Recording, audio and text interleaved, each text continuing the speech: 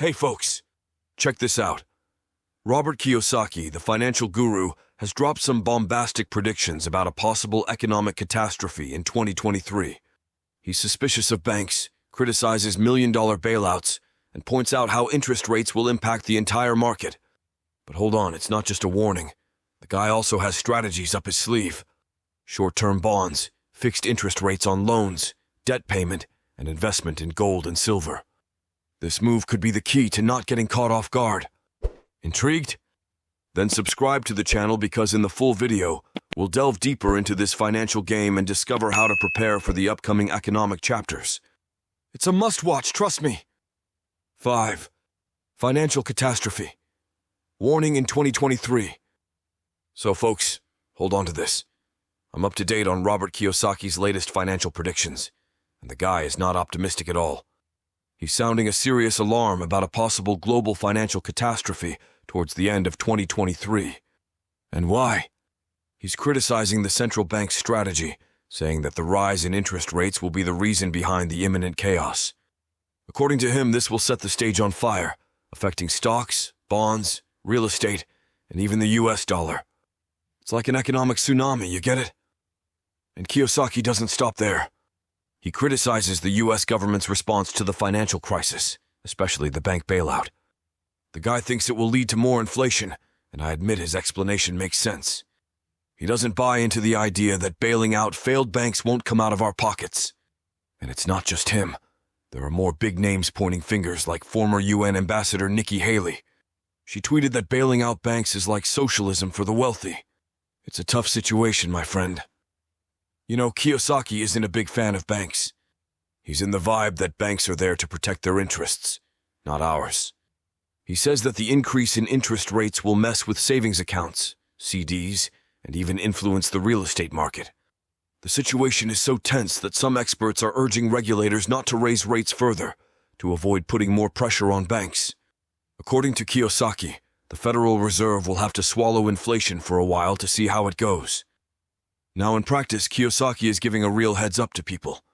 He says, instead of keeping money in the bank, let's invest in something more solid. He suggests buying precious metals like gold and silver. In his view, these guys always hold value over time, especially when the dollar is on shaky ground. He's talking about turning money into something with real value, not staying in the illusion of fiat currency.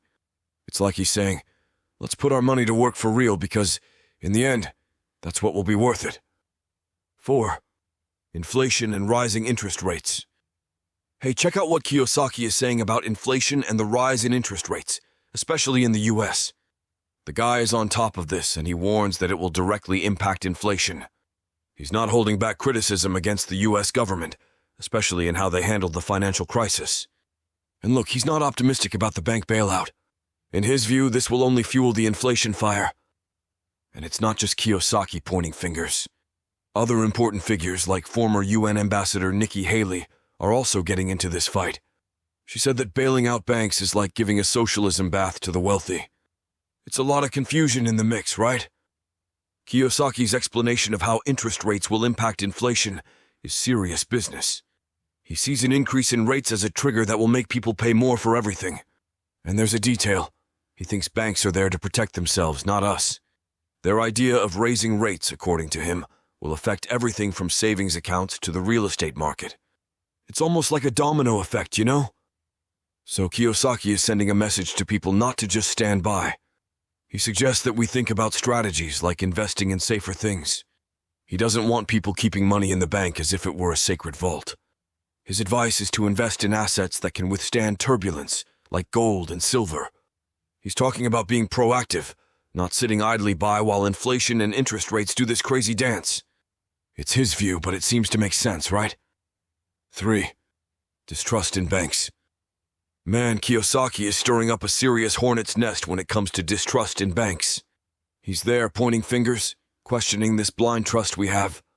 His argument is strong. All this money they're printing, all this central bank policy, is to protect the banks themselves, not us mere mortals. He's saying there's something wrong in this equation, that the math isn't adding up. And what he hates the most is this idea that when a bank is going down the drain, rescuing it won't cost us anything. He's going head-to-head with people who think that bailing out failed banks won't cost us anything. It's like that story of socialism for the rich, as former UN Ambassador Nikki Haley put it. The situation is ugly, and Kiyosaki is sounding the alarm not to fall for this scam. The guy is suspicious, and rightly so.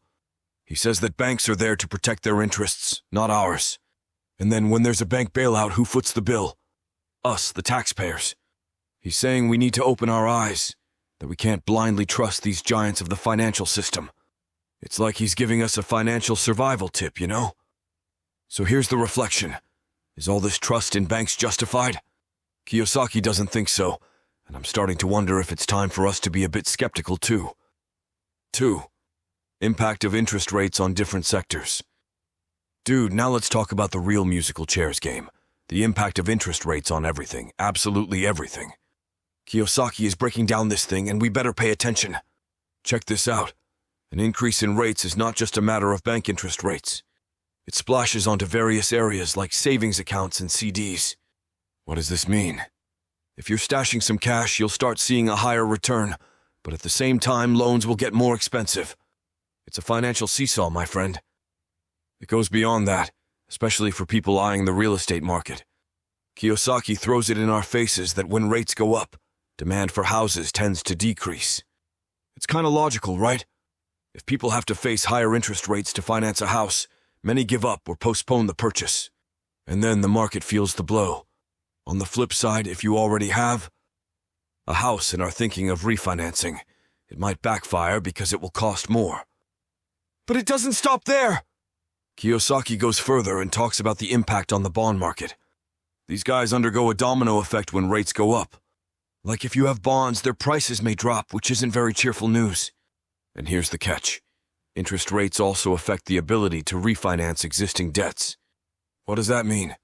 If you're thinking of easing your debts, the increase in rates complicates that move. So get this summary. Interest rates are not just boring numbers. They mess with the pockets of those with money saved, those wanting to buy a house, those in the bond market.